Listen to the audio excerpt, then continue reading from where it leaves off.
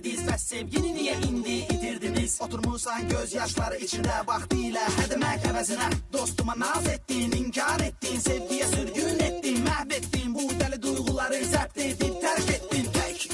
Tek be tek, bizi bürüyüb gözələ rəngbərək, əlləri şəkildən gəlmə ipək, hələ bir-birindən gözəl ürümək. Dərk elə, mənə bugün açılır o bilə-bilə, ürək daha sevmir çıxıb o tətilə, nə qərədi sənə oxuyuram görək-görə. Sən elə bilirsən, mənim qəlbim yox, başqa heç kimi sevə bilmərəm mən.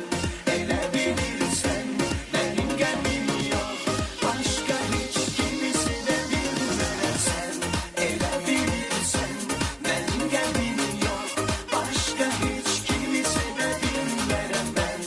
Elə bilirsən, mənim qəlbim yox, başqa heç kimi sevə bilmərəm.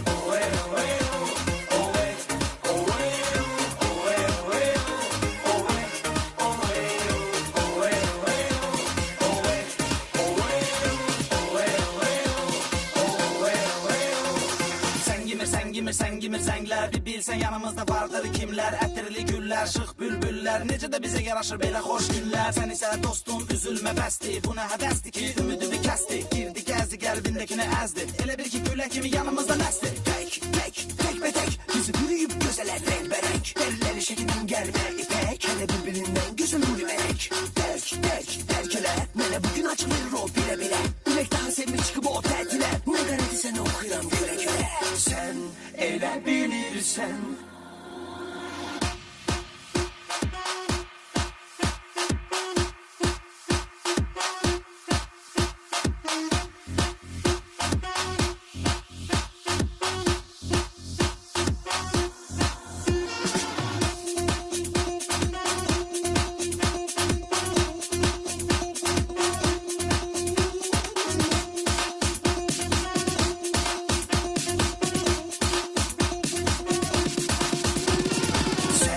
Elə bilirsən, mənim qəlbim yox, başqa heç kimi sevə bilmərəm mən.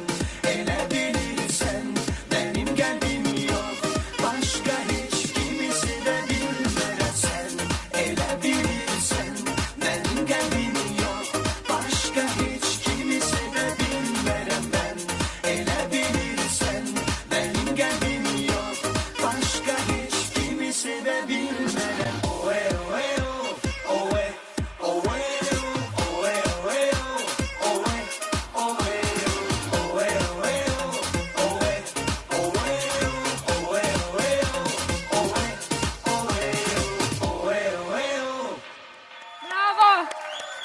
Bravo!